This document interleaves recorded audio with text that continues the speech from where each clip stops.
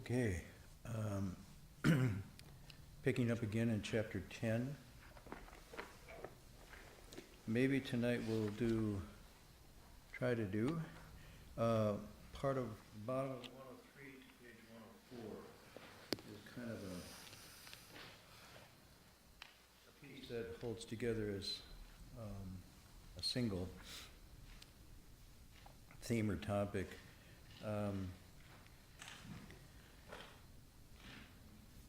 So he's giving, Dharma Master Hui Neng is giving these disciples who are different, who have been charged by him to go into all the different directions and share the teachings.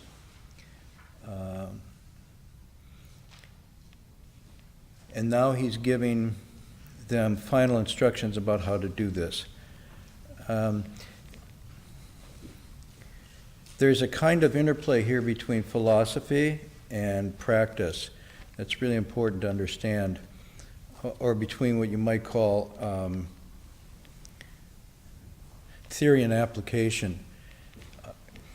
As he lays this down, it's easy to see that he's talking about something philosophical. He talks about complementary pairs. He's going to be talking about classifications and so forth. And then this seems to be like a listing of Dharma concepts and ideas and so forth. But at the core of Dharma Master Hui Neng's understanding and what he's trying to impart to disciples is that the fundamental goal of this is the liberation of the human mind to its full potential and the ending of suffering. It's a very pragmatic, existential goal. The teachings are expedient devices that are used to get to that goal, to untie these knots that people set themselves up in. And as you see earlier in the text, he says, without people tying themselves into these knots of affliction, there'd be no reason for the teachings. The teachings don't sort of exist in vitro in some kind of removed ideal way as capital T truth, but they only exist as a counteraction to people getting confused and tied up as medicines used to cure an illness. So that's why you see in here these very important lines, never departing from its original source. In other words, he's saying that the original source of these teachings is just that. It's the teaching of the mind and the nature. And it's in every human being, every living being, in fact. And so the very source of the teachings is this place, not some external heavenly divine abode where it's passed down through divine gift or intervention, but rather stemming right from human nature, right within the human. Although it's not fully understood or developed in the human, so the teachings are to catalyze that. Then you see that next line in the paragraph just before, then there's no place to set up. So here comes the pragmatic aspect of the teaching. He lays out the teaching, lays out the theory and so forth, but he says the way you do this teaching primarily is to have the result that nobody's setting up. They're not attaching or clinging to anything. So it's then the teaching then releases or unties the knot. Once the knot is untied, the teaching served its purpose. It's not like it's to be held onto like some truth, but rather it has a liberative effect. The teachings, in fact, are liberative techniques, liberative tools. And some of the teachings are physical. They involve rituals and devotion. Some of the teachings are emotional. They involve training through shila and discipline, getting a harness on your emotions and impulses and passions. Some of them are to orient or reorient thought and ideas and views, very, very strongly held kind of ways that we look at things. So these teachings that he's setting up are basically addressing all of those. He's just saying, take the whole basket, or three baskets, if you will, of these teachings and use them expediently with the goal of getting people no place to set up. Then he goes to where we're starting tonight. He says, starting at the bottom, the teaching of the three classifications of dharmas are the heaps, the realms, and the entrances. The five heaps, and then we have a bracketed, Sanskrit is skandhas, are form, feelings, perceptions. This one's difficult to translate, but mental actions and impulses and consciousness. the 12 entrances, this is the second one. So you have the heaps and the entrances, ayatana. These refer to the six sense faculties of seeing, hearing, smelling, tasting, touching, and thinking, mind, eyes, and, well, sometimes this is referred to also as the sense organs of eyes, ears, nose, tongue, body, and the mental functioning. And then the six sense objects of that are the sights, the sounds, the scents, the flavors, what is tangible or tactile, and then we translate as ideas, but this means the dimension of that which is not form. In other words, thing that has form occupies space and can obstruct movement. It has a solidity to it, usually referred to as connected with the four elements of earth, air, fire, and water.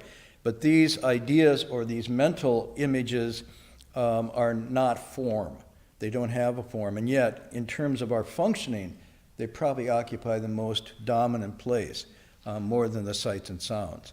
And then he says the realms are 18, and so when you put these together, you have the six sense faculties, the six sense objects, and these six consciousnesses that are called. And these are what he calls, and you turn over, the essential nature embraces all of these dharmas, and so it is called the storehouse consciousness. So now he maps out basically, you could say a Buddhist view or a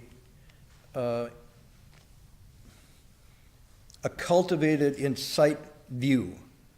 In other words, it's a look at the human functioning of human nature through a meditative, insightful lens, not necessarily through what we may consider to be empirical scientific in the way that you look at the brain, but rather it's looking at the whole functioning of the human being and saying the way we work, the way we operate, the way we set up, the way we understand, the way we both get liberated and afflicted has to do with how we work in these 18 interacting dimensions or phenomena. And I want to stress that they're interacting. He's using this as an analytical tool to help us just stop and get a little picture.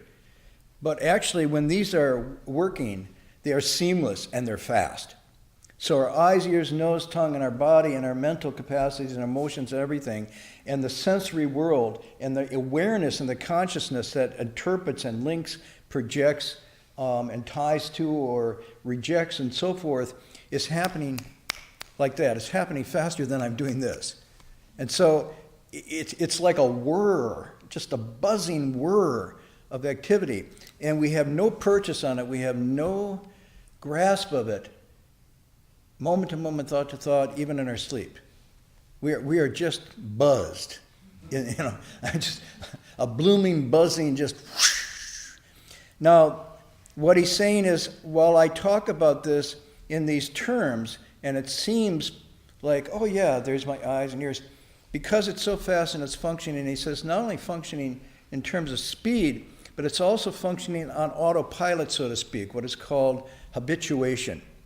And so this is a skandha, the skandha that's here in the five skandhas that gets into the mental actions and impulses, but it's referring to a deep formed and forming process that's just below conscious knowledge. Okay? And so this is where we're coming from most of the time. Therefore, it seems impossible to get a handle on this. And he says, unless you get a handle on this, unless you understand its workings, you are just going to stay in an ordinary, confused state, going from life to death, life to death, life to death, just repeating the cycle because you're drawn along by the impulse, the habituation energy. There is change, constant change, but you're not in charge. And so this is the unexamined life. This is the, let's just say it's that. It's not just unexamined, it's out of control. And so we feel as if we're tossed about, pulled and moved on this stream of life. We're born, we go through the stages of life, we get sick and age, and before we know it, there's that last breath, and it's like, what happened? It's just whoosh. And he's saying this is the confused state of what's called the living being. A Buddha, on the other hand, is a living being that got a handle on this. So it's not like these are two different beings, but two different understandings working with the very same process. It's not like this process applies to living beings and not to sages and bodhisattvas and Buddhas. They are working with the same mechanism. They are working with the same elements.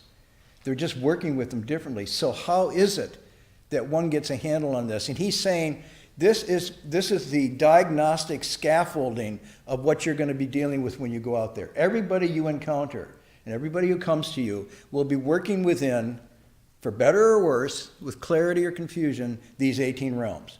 So this is like anatomy, Buddhist anatomy, kind of 101 for the disciples.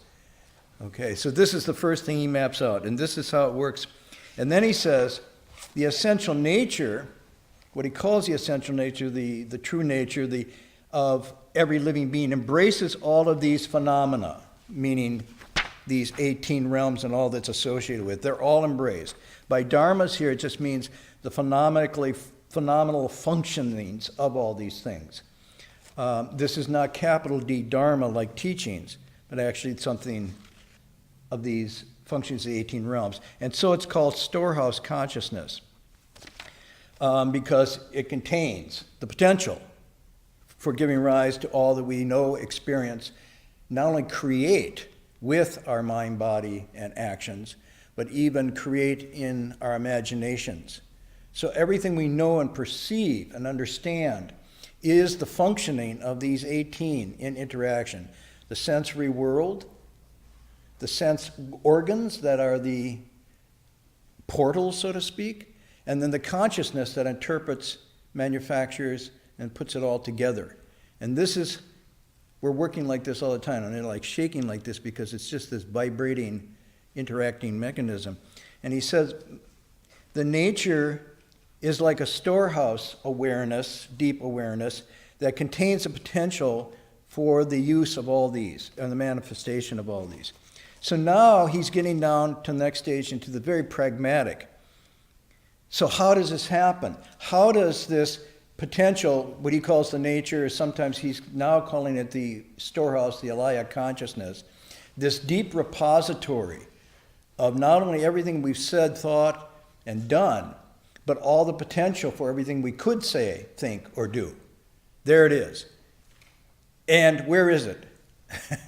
Careful, I shouldn't have asked that question. Because he says there's nowhere it is and nowhere it's not. It's not a thing, it's not an organ, it's not a faculty that has a place or position. It's not like we imagine there's a soul and that's it. He's not talking about this. What he's talking about is this very profound potential capacity that functions across all these realms or domains of the sense organs, of consciousness and everything. That's what's going on. So it's really kind of misleading and probably unuseful to start to look for it as a thing or a place, or to imagine it as it's pure, it's defiled, because he's saying it's a potential, it's a capacity. So as a potential or capacity, it is plastic, so to speak. I don't mean like the movie with The Graduate, plastics, like what? Plastics. Plastic. You know what I mean by plastic? Like vinyl, no, not like vinyl. Plastic in the neurological sense of elasticity. It's plasticity it calls. And so plasticity means it can take different shapes. It can expand, it can change, it can transmute. It has malleability to it. It's not something fixed and hard. We have, in this Buddhist sense, which is one way it sort of parallels modern neuroscience, but I'm never going to say they're identical. I never go down that road. There's parallels here. But neuroscience, modern neuroscience, also has this concept of neuroplasticity, that given certain environmental conditions and internal conditions, our consciousness and our ability to function shifts and changes. It adapts. Sometimes it adapts poorly, sometimes it adapts well. For example, after somebody might have a stroke, the neuroplasticity allows those neurons and neurological functions to bypass the impeded area and reconnect at another. So it can then redevelop. It's not like fixed and hard. Someone who discovered that, interestingly, just died of last year, I think, was the first person to break through is a colleague of mine. I knew her fairly well, Marion Diamond, who was at the University of California, Berkeley, and she was the first one to establish, through hard research, on the plasticity, the neuroplasticity of the brain, and then opened up a whole new field. At the basis of this, a lot of applications, practical applications, have to do with using meditative and yoga techniques to create and change people's emotional afflicted states and even mental health because of the plasticity function. So nothing's fixed or hard, wired, so to speak, permanently, but completely malleable or plastic in that sense. So then he's saying, if that's the case, then how does it change? What's the primary determining factor? Luck. I just thought I'd throw it out. I'm glad we got a couple Snickers. It's not luck. It's not fate. You're saying, yeah, it's the stars. When your Mercury's in retrograde and you're trying with this, then you're... And it's not astrology either. It's my parents. They're the primary determining thing. It's the government. I mean, what are the other things that people think are the primary determining factors in their behavior and conditioning? Freud would have it be maybe the id, in relationship to the ego and the superego. That's how it's working out. But bottom line, the id is this uncontrollable, pretty wild thing inside that's really pushing the agenda. Anybody else think of? Evolutionary model is that it's biologically by chance and response to change. What is that called? Natural selection sometimes is referred to, but it's an impersonal, impartial, and not by design. So it's a kind of chance thing, but it's evolutionary biology, and that model is out there for a lot of things. That's the current paradigm to explain everything as evolutionary XYZ. Okay, so all of these different models, but this model he's proposing, it's very interesting. Let's read this. We'll continue the passage. If you give rise to a thought, consciousness turns. In other words, this nature at its seed turns. And we put in quotation mark turns here because it's an actual translation of the term, but it means activates and moves in a way. It shifts. Stirs is okay too. I think stirs. And the six consciousness are stirred, okay, there you go, to go out, the six sense faculties perceive the six sense objects. Thus, the 18 realms are activated from the essential nature. So he's saying these 18 realms are not just out there functioning on their own, but rather they are activated and stirred by movements in the deep layers of consciousness.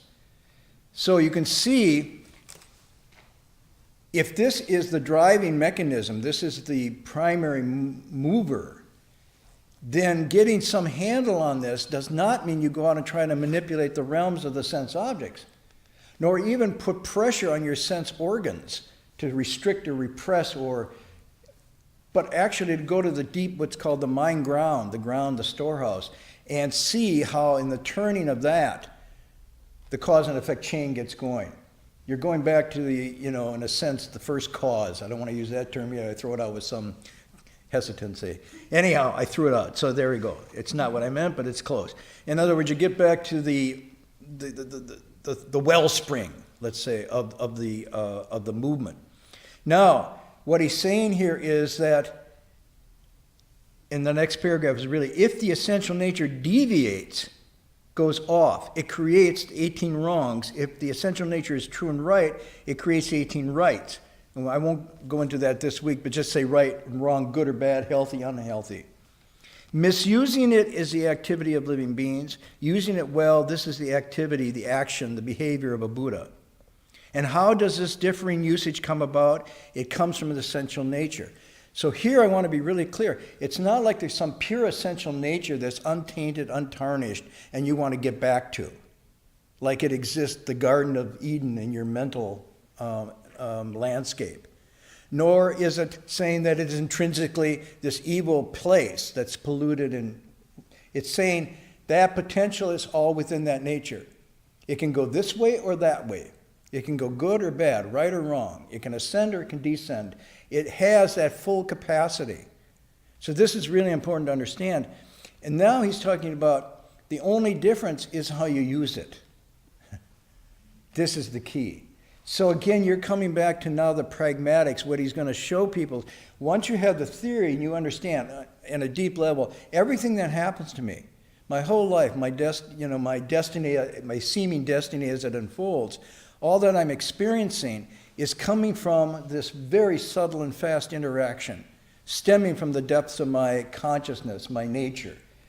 And then the question is, if I can learn how to listen to watch, to catch, to choose skillfully, and use that in a very mindful way, I can change my life very dramatically. I can go from, suffering to bliss in a sense, because it's what the Buddha is talking about. This is the king of all things, is this mind. However, if I don't use it properly, and sometimes that just amounts to not paying attention, just sort of following impulse and habit and not even watching what's happening there. He says that misuse can take you down another road. And so the plasticity that's being talked about here is talking about day-to-day, moment-to-moment. All your states, up and down, good or bad, is being generated in that little furnace room, so to speak. And you cannot seem to find the control dial. Where is the control dial? It's hot, it's cold, it's going all over the place.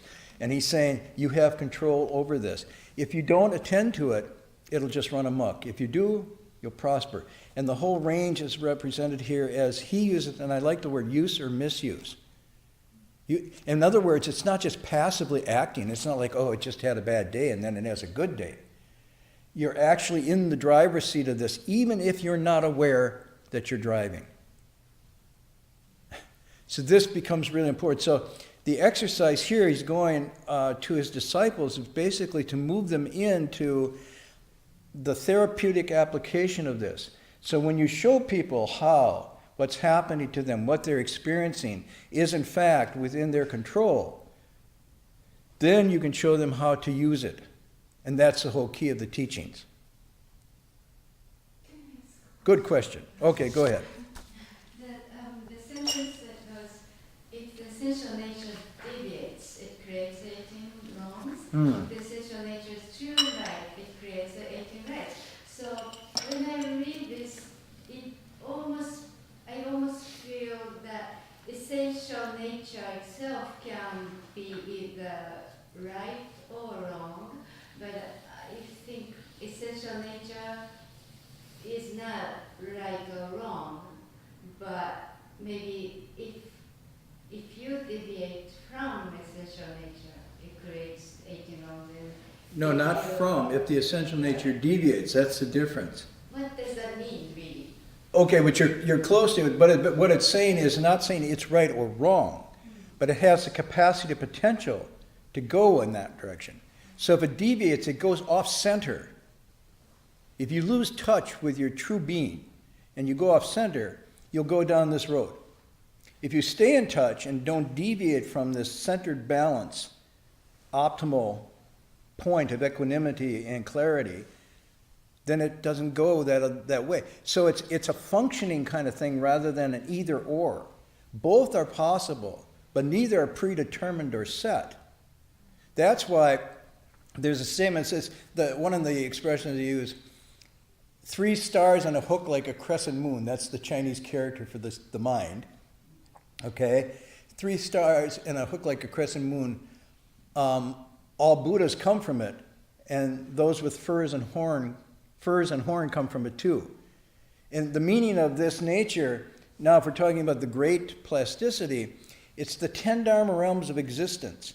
In other words, the spectrum of being, the spectrum, the manifestation of life in the deep sense, from the hells and the animals and the ghost up to the Buddhas and Bodhisattvas, these 10 realms with people and so forth, are continuums of either use or misuse of this fundamental nature. It's not like it's a different nature.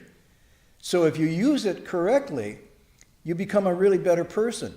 And as you perfect your humanity, you become a sage and an enlightened being, and finally, fully, completely enlightened. On the other hand, if you don't watch it and you let it go south, so to speak, Then you start to descend. You don't become such a great human being.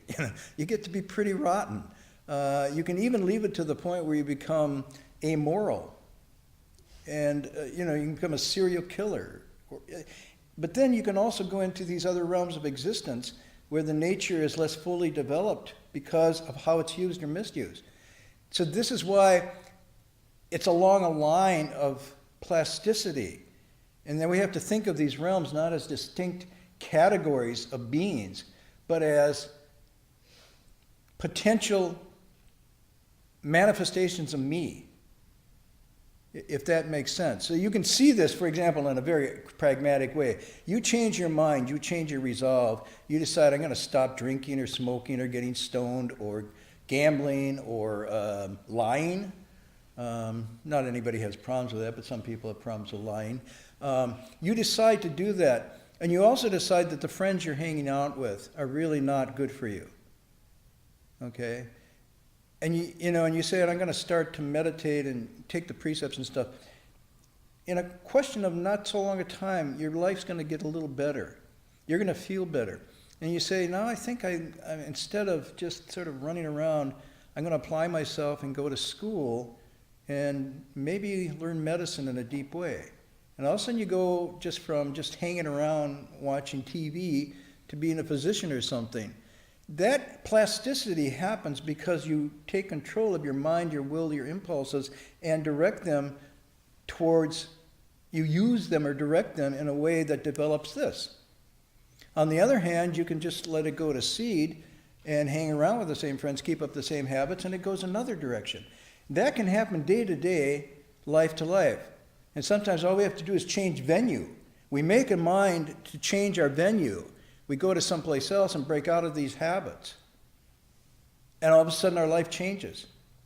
So as it happens day to day or week to week or maybe decade to decade, and we can look back and say, well, here I made these choices based on these desires and da-da-da, and here's the fruit now.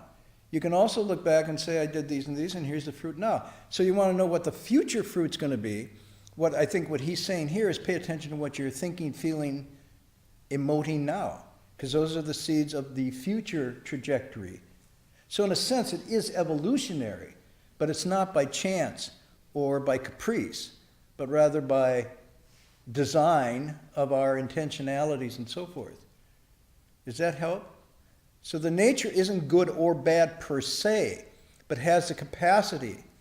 So in this model, there's no predetermination, there's no fate, there's ultimate radical freedom, and then also ultimate radical responsibility. But it's not because of fate or gods or somebody that directs this, it's the using. And I think part of the beauty of this is that it's ever available to change. It's never a done deal. So that's why this is a continuous, these texts don't talk about creation, they talk about creating. There's not one moment of creation like a big bang of some sort, but there's just a constant creating going on and transformation, and it's either going this way or that way, both for you as an individual, for us as a group, and for whole systems and worlds are in the process of this change and transformation. But it is driven by intentionality and the karma, which is created by these movements or stirrings that are at the base of it. So it is an integrated, holistic, powerful, profound view of the workings of nature and us. And yet at the same time, it's saying, and you can work with that. You can take control of that. This is what it means to cultivate yourself. Wow. That's pretty cool. The comparison I have, I was just thinking as I was meditating tonight, oops, I was supposed to be meditating with no thoughts. Well, I had this thought. So this thought I'm having, I remembered somehow back to my childhood. I grew up in a sort of working class neighborhood in Wisconsin, and they had a big German Catholic church. An old big German Catholic church, like 6 times the size of this, made of wood and big marble and stuff. And in the loft, they had this organ they brought over from Germany. I mean, this was an organ that was, wow, it was like almost 3 times the size of this altar. And the pipes were huge, they went up. And the way they built the church was the organ with the mordant tendon of the wood was woven in, so when the sound of the organ hit, the whole church was the vibration sounding board for the organ. And so when I was a kid, it was just this big instrument, and I was mischievous, just a little bit. And so I went up, I would go up on the organ, because we were choir boys, we could go up there, and I would turn it on, and I'd pump the pedal, and then I'd play chopsticks. It's like, wow, cool, listen to that sound, and it'd go. And then I remember one day I came up there, and the choir master was there. And I was going to do my chopsticks. He said, oh, no, you can just watch.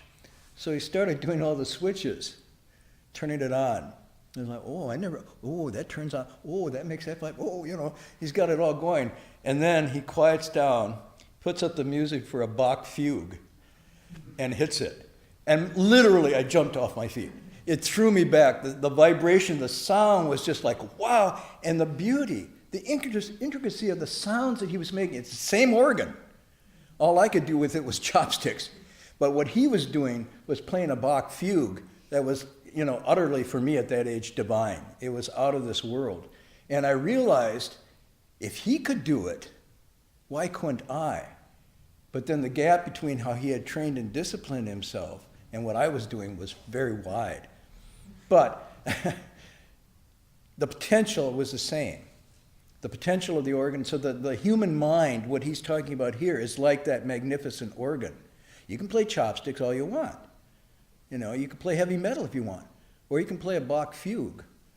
And the result, correspondingly, is a functioning. But it's the same instrument, so to speak. So the organ is essential nature. Huh? And the organ, metaphorically, is, for this small little trite example, the essential nature, right?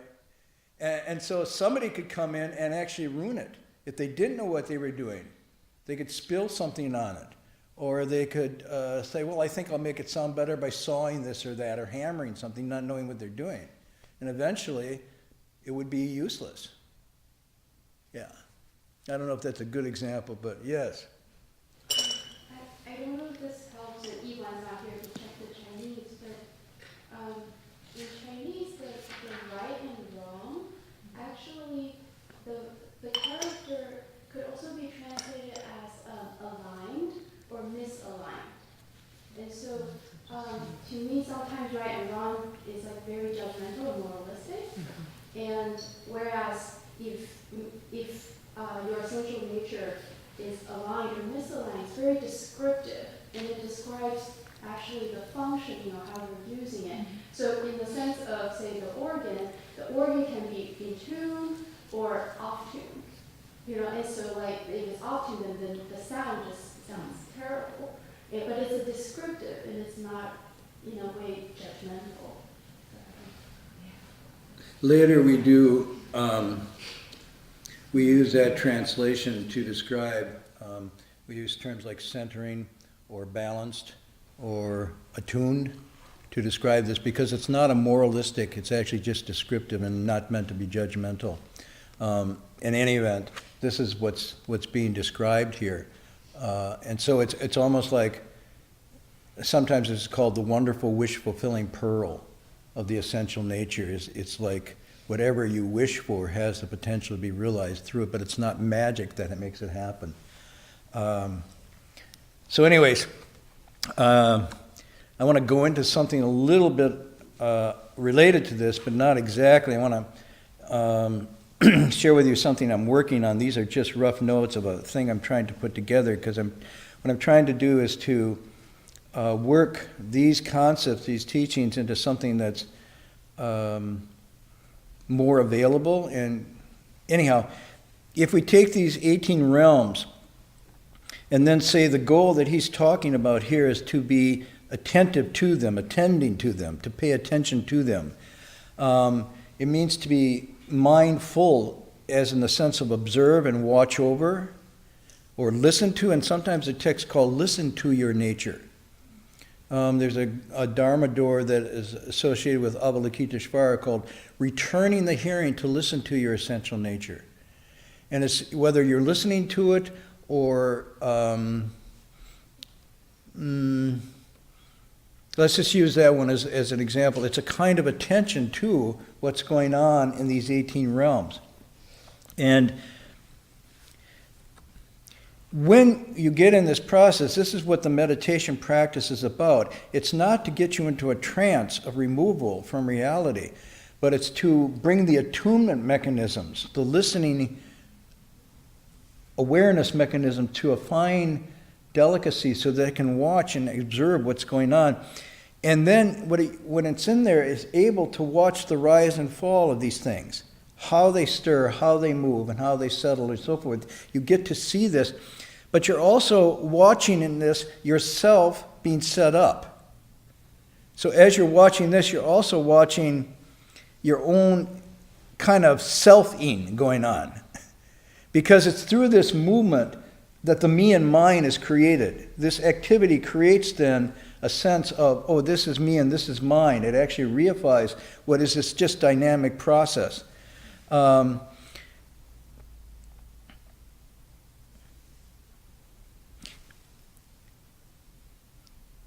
So I told you the story about this monk I had the really good fortune to meet a number of years ago. His name was Goshananda. He was a Cambodian Buddhist teacher, really a colorful character.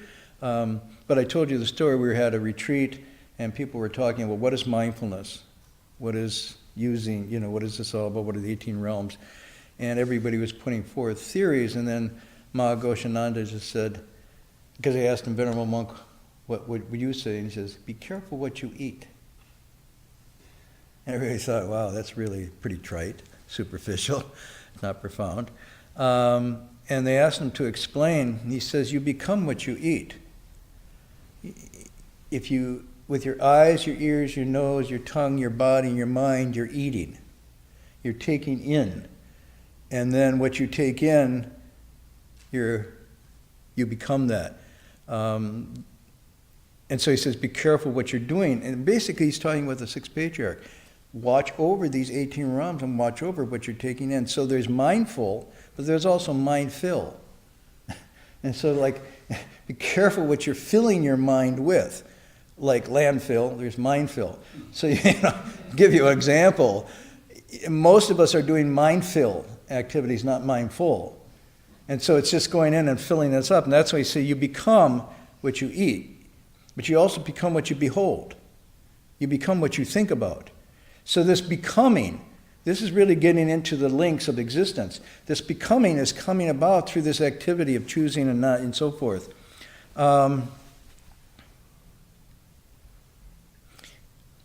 But usually, I can remember when I first came in, my teacher says, well, what's going on? And he says it casually in Chinese, it's like Zamayang. And I always took it like, what's up? And you'd say, well, I just came from Berkeley, blah, blah, blah. No, Zamayang. And he would look at you, and all of a sudden, you were right down, he was looking at your mind ground. Oh, what's up? Like, what's going on at that deep place? Because that's all that matters. The superficial thing of you running around wearing clothes and da-da-da, that's nothing. But what's going on in the mind ground? And then you start to go, and I was like, gee, I don't know, I never gave it much thought. That was not a good answer. But it was true. I had no idea. I was just like going through the motions. And when he said that, I started thinking, I don't know what's going on. I don't really know what's going on in there. And when I say in there, I don't mean literally internally, in the realm of my interactions based on my mind and movement and thought. So I didn't know. But that got me thinking about something I want to just go into a little bit, which is in traditional training then, what you do is you take the precepts, which put a harness or a little corral around the wildness of your thoughts and emotions and feelings and actions, and that creates a space within which you can start to be mindful, to be able to observe, because otherwise it's just running all over the place. So with those precepts comes a possibility of a mindfulness, of a mind being able to watch and observe. And from that action, a kind of liberation can start to come because you get a handle on it, which leads to insight or wisdom. But now there's probably, it's a lot harder to do because even though I don't know what's going on, never giving it much thought, someone else is. So it's sort of like someone is being very mindful of me, of you. Even though it's not you being mindful of you, someone is being very mindful of you. In fact, the mindfulness right now, the heavy-duty, concentrated mindfulness is being directed at us rather than from us. I mean, come on, guys. We got 40 people here tonight, or 30 people, and we're trying to be a little mindful. But the big mindfulness is going on 24/7 out there, being mindful of us rather than we being mindful of ourselves. I call this a big A. Big A is the big, not big Amitabha, Buddha, but big A, artificial intelligence, big A, algorithm. Okay? So I want to touch on this because I'm not, right now, there's a mindful activity going on of tracking us, data tracking that goes on that gets to understand us very, very well. Leads to behavioral profiling, psychological profiling. It is exquisite mindfulness. It's tracking. Wow. It knows us better than we know ourselves. And it's going to get better and better at this. It's constantly observing, collating, mapping, recording our patterns, our habits, our tendencies, our desires and fears with objective, exquisite detail. I just finished reading a very interesting book by a writer called Richard Powers called The Overstory. It's a modern novel, but part of that story has to do, he relates to this tracking, this data tracking that's going on, and it's going on through, cameras. For example, that's how they traced the two Russians that did the hit on the person in London with the poison. They put all that data stuff together, plus they had profiles, and they just and nailed them. It's going on through every device that you use, so your computers, cell phones, your shopping, your checkout, right? And so, in fact, I just experienced the other day, it's like, I knew about it, but I didn't know how intimate it was. I needed a pair of shoes for Tai Chi. So somebody said, well, go online. So I go online, and I'm looking at shoes, and I thought, I don't think so. And I go, and then I bing, oh, I got a notice. It says, and the notice said, were you checking us out? So what? And it was from this seller. I didn't make him buy. I didn't purchase anything. I just looked. And then it said, go ahead, indulge yourself. You deserve it. And I was like, who's talking to me? And it was like, because I looked at it, it came back to me and started this going into my space, my psyche. And now it's everywhere. Every time I look for something, I open my computer, and it's always like, you deserve this, treat yourself. Were you checking this out? Now's the time. Don't be hard on yourself. Bye. And it's like, I never set this up, and yet it's doing it to me. And then my friend Paul, who works with the computer, says, unless you're really conscientious and know how to turn this off, it's all going all the time. So big A is mindful of me, but what am I mindful of? I'm not returning that. So I talked about this a little bit before. I won't be able to cover it all tonight, but my friend who just passed away, Henry Rosemont, is a Chinese philosopher, and he, towards the last 8 or 10 years of his life, started to realize that the primary phenomena that was happening out there was not economics or politics per se, or even business or marketing, or even our ideas in terms of philosophy, but it was this battle going on for the capture of the cognitive, what's called cognitive capture or consciousness capture. In other words, he was saying the big moves internationally on finance and politics and everything, including warfare, neuroeconomics, and so forth, is devoted to capturing consciousness, or what's called cognitive capture. And his point was, whoever gets that controls everything. So it's not so much that it's designed to sell this or that per se, but to get you into the realm where you're deeply understood and able to be shifted and controlled and manipulated because of the same kind of thing you do if you do your own mindfulness. You would know what moves you. But instead, this is the... And so much so that there's now a new movement called cognitive liberty. I don't know if anybody heard of that expression? It's a movement. We used to have, rights, political rights, civil rights,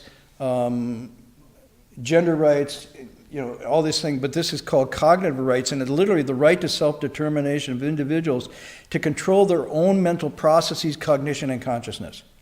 This is actually becoming a movement of people concerned with the usurpation or the capture of their consciousness by involuntary means. So they no longer have the ability to self-determine. So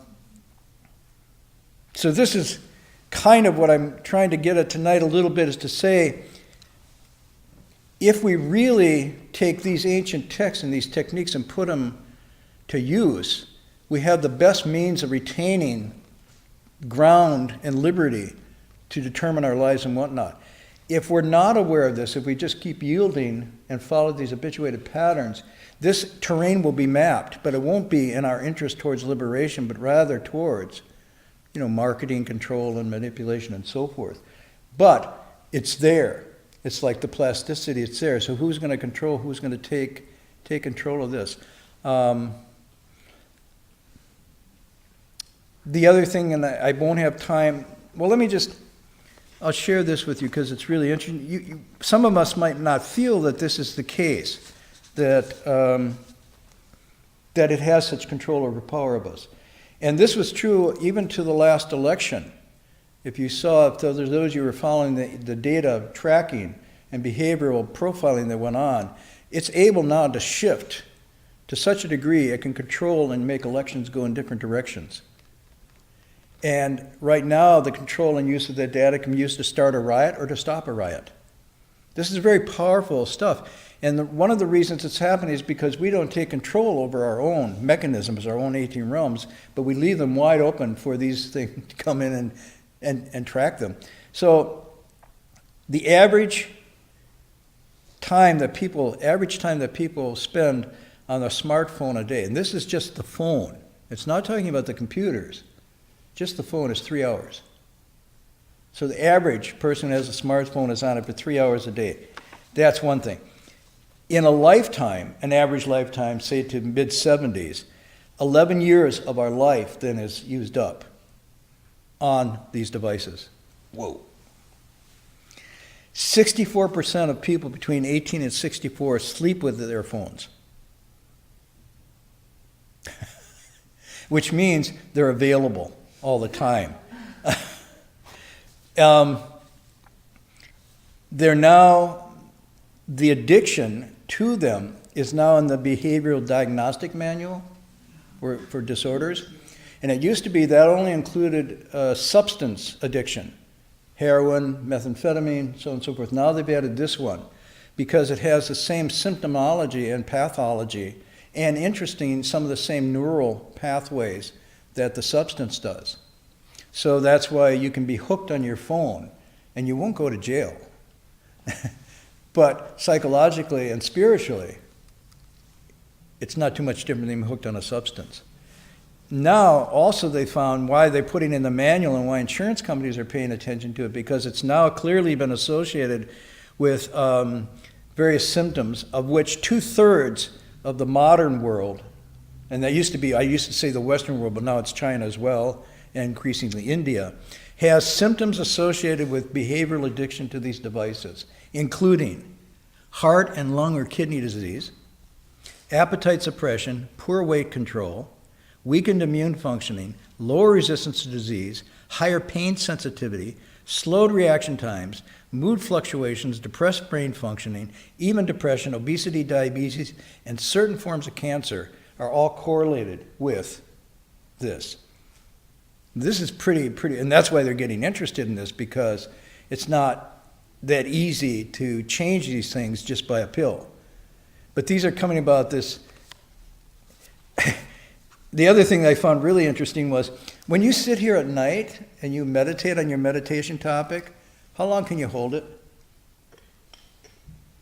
And you're going, hold it? I can't even catch it. What do you mean, hold it? Well, if you can catch it, how long can you hold it? Okay, like you're just sitting and going, Om Mani Padme Hum. or Namo Omi Tofu. Okay, let me see. Namo. 4 seconds. That's 4 seconds. Okay. What they're discovering is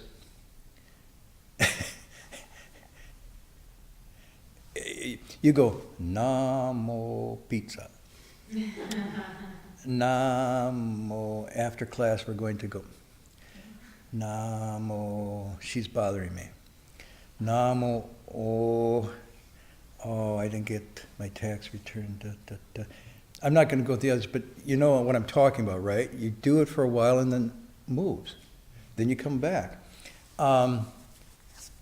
Within 3 years, the average human concentration ability was 3 years ago was 13 seconds. 13 seconds was the best we could do.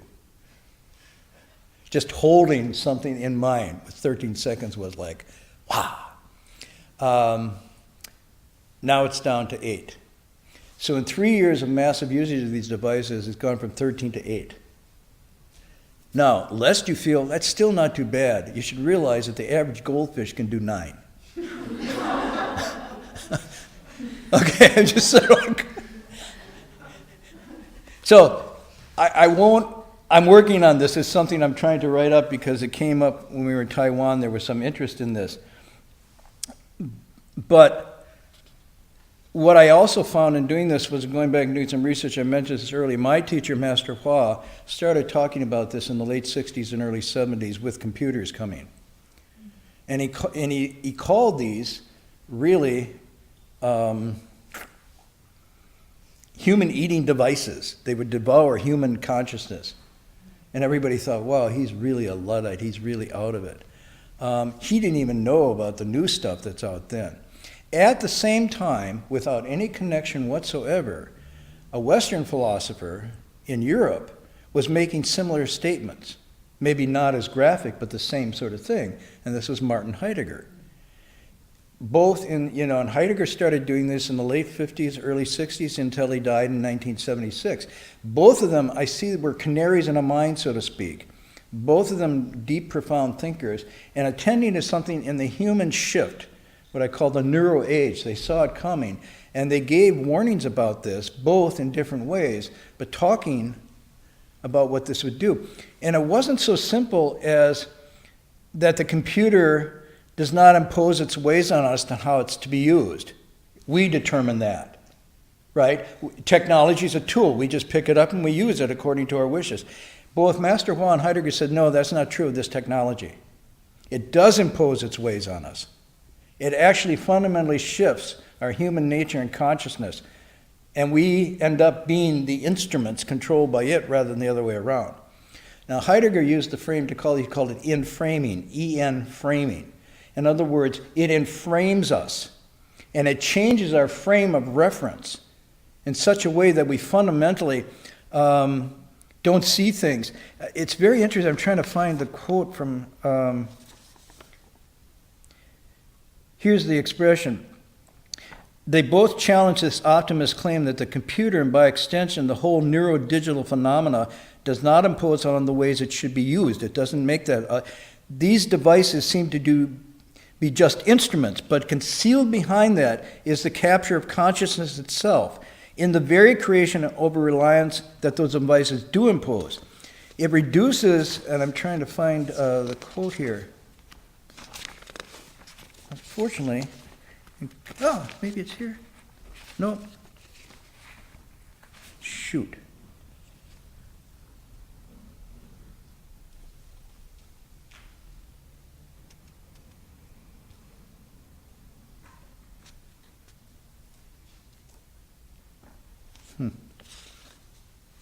My mistake. I copied out the quote that I wanted to share with you, and it's not here.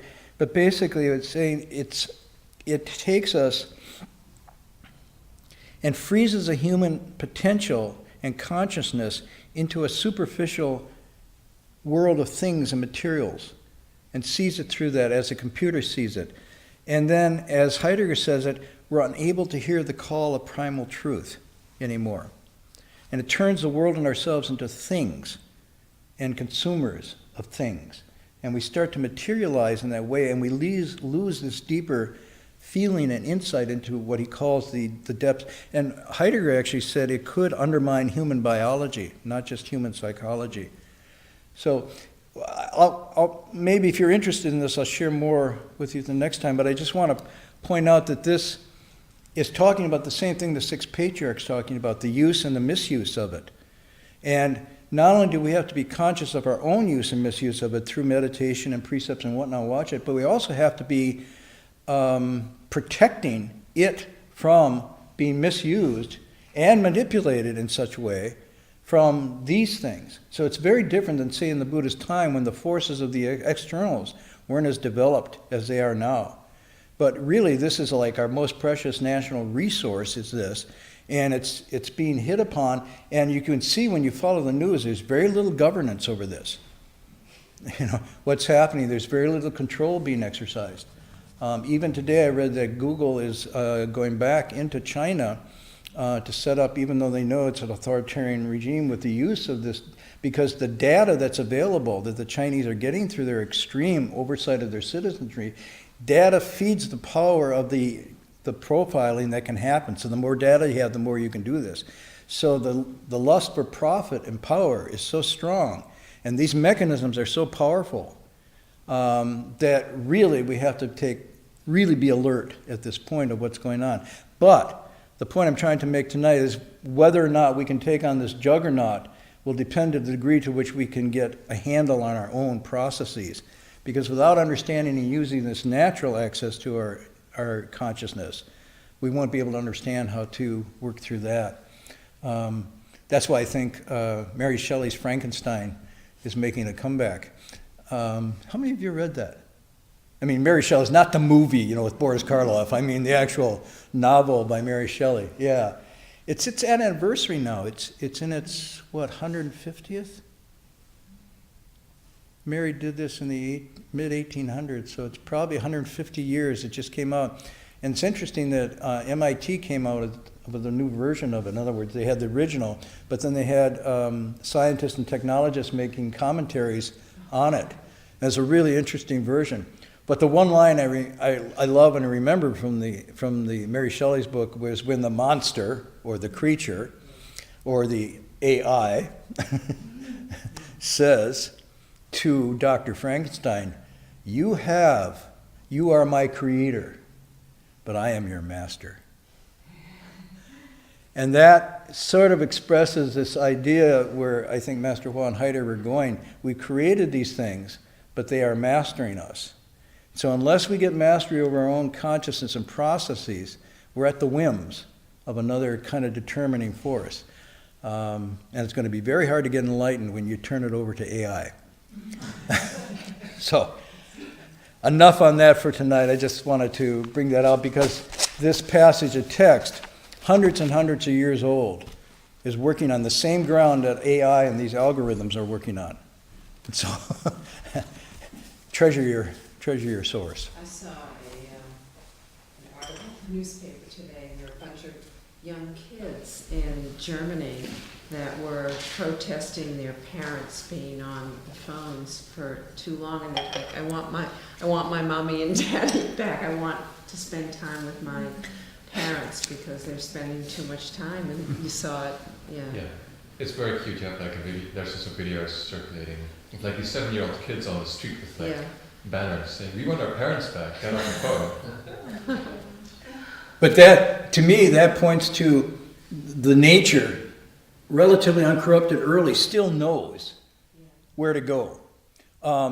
Once that gets corrupted, and it's happening earlier and earlier, I mean, I see babies that are suckling yet working these things.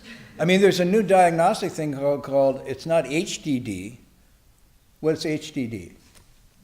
Hyperactive, disorder, right? Or ADD, attention deficit disorder.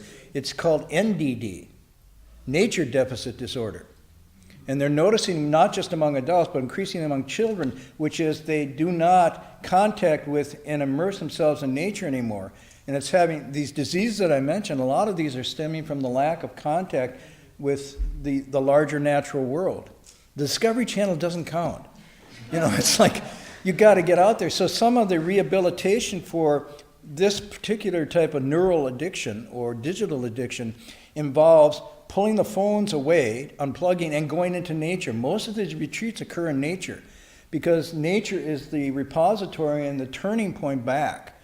And as we lose touch with nature, the children have what they call the nature deficit disorder, which then leads to various diseases and maladies, both physiologically but also psychologically and relationally. It's really, and so they, I was telling someone about it. So there's a therapy out there, because my niece asked me about it. She says, "You teach meditation, all that stuff?" I said, "Yeah." She said, "You know, it's really cool, really hot." I said, "No, what? Forest bathing." I said, "Like in the 60s, we did that." No, and I said, "What, forest bathing?" She says, "Yeah, forest bathing. Not forced bathing, no, forest bathing." And I said, "What is that?" "Wow," she says, "it's really cool and cutting edge. You put on sneakers and hiking pants and a backpack with water, and you go into the woods. And you walk, and you sit down, and you bathe in the forest. And then you come back refreshed." And I was like, this is new cutting edge? What? That's like my mother said, "Go out and play." So I just go out and play, and that was forest bathe. She didn't go, "Forest bathe." She said, "Get out, you're inside too much." But, you know, a lot of immune disease and so forth, not only these, are coming from this deficit. Correspondingly, because we don't have touch with it, we don't really appreciate how it's being lost. It can be chewed up. And therefore, we feel there's no loss because we still have our devices. You know, the natural world is just being chewed up until we want to go out and there's no nature anymore. You can download it, maybe. But it's not going to. So it's really interesting is this attention, this mindfulness, goes from the micro to that little place of turning up into the whole natural world. Our consciousness is, in fact, interconnected with all of that. And as we lose touch with this nature, the larger nature also will lose touch with us and the whole thing. So this is what the Dharma is really talking about, this total interpenetrating reality of which begins in the smallest places and goes out. So reconnect with yourself, with nature. Bah. Hurry, don't wait. Someone, yes? I read the article on forest bathing. You read an article on forest bathing? Yeah, so part of it also explains that the reason why we feel better, they're saying that there are certain chemicals that are being released from the trees and nature, and somehow it affects us and it helps us decrease our stress. So of course that boosts your immune system and you feel better. So just as people laughed at Marion Diamond when she came out with plasticity, the woman botanist who came up with this theory 20 years ago was mocked and laughed out of the field. She almost committed suicide because now, in the last 6 years, all of her research confirming that has been proven systematically through hard research. That not just the tree, but the forest are intercommunicating living beings with networks that have both feelings. They rear their youngs, they transfer information, and they release chemicals that have all these different effects. And now this book I was telling you about, I forgot I was going to go there, Richard Powers' book called The Overstory, is built upon, this is a novel about trees, but it's through people. And so he's taking like 6 different people and their lives, and suddenly they're all somehow connected to a tree, and this thing starts to come together until you start to see. It's just a new work that's out. But one of the things he uses in there is when this one Chinese woman is losing touch and she's trying to get back in touch, she realizes that the invisible learners are after her. And they're also called the bodiless eyes, the invisible eyes. And the word he uses is the invisible learners. What are the invisible learners? And they're, Anybody read the novel? Okay. The invisible learners are the data tracking devices, the cameras and whatnot. And they're invisibly learning and watching her, so every move she makes, they're, and whatnot. And so she's trying to get her freedom back. But she says the invisible learners are everywhere, just getting to know her better and better and better until they figure out and can profile and be able to do everything. And so she then moves back and tries to get back in touch with nature and to pull away from this, to find her own nature. And so it's a very interesting book, worth reading. Big, but it's actually a book. with pages. And don't do the Kindle version. But this particular writer has been called the Melville of our times in terms of his ability. So what I'm saying is his consciousness is really starting to tune in. We're getting artists and writers who are starting to tune into the deeper stuff of what we're talking about tonight. So anyhow, I know I went much longer than I should have. If you are tired and yawning and have to go. Anything? Announcements? Save your questions for next week. So we have a few announcements of upcoming classes. So tomorrow we have Avatamsaka Sutra lecture, 7:30 p.m. by Rabbi Hank Scher. On Wednesday we have also 7:30 p.m. class by Stephen Tainer about nature and mind. And Thursday we have Inside Berkeley Meditation Community. Friday we'll meet again next week. And if you want to feel how it is to breathe, you can come here twice a day. We have morning and evening meditation. Monastic bathing. Try out. 2 hours for free. And I start storytelling class. When it happened? September 22nd will be the first one. There's going to be 4 storytelling classes with Brian Palmer, who's a really good storyteller. He's actually taught at State University, and he's performed at the Planetary in Berkeley Monastery. So if you'd like to come, it's going to be Saturdays, September 22nd, 29th, and 2 times in October, from 3:30 to 5 p.m. So ages 13 and up. So if you want, you can sign up at berkeleymonastery.org. I was half joking about the monastic bathing, but at least in the Chinese tradition, and sometimes the word that's used for monastery is lin, like Shaolin Si, and the lin is a picture of 2 trees. So you just sort of understand that monasteries are sort of the inner natural park, national parks we have where you go back. So this is John Muir's inner world here, rather than just Yosemite. So these are the inner Yosemites, and always have been, on the basis of what we've been talking about tonight. So it's a great place to come and pack and bathe. Okay, we'll do the transference in English.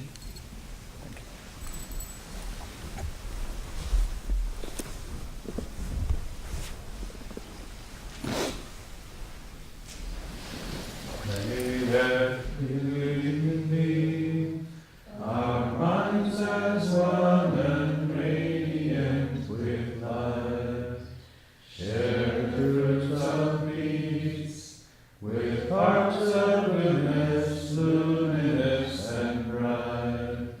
If people hear and see how hands and hearts can find in giving unity, may our minds awake to great compassion, wisdom, and to joy. May kindness find reward. May all who sorrow leave their grief and pain. May this boundless light break the darkness of our endless night. Because our hearts are one, this world of pain turns into paradise. May all become compassionate and wise. May all become compassionate and wise.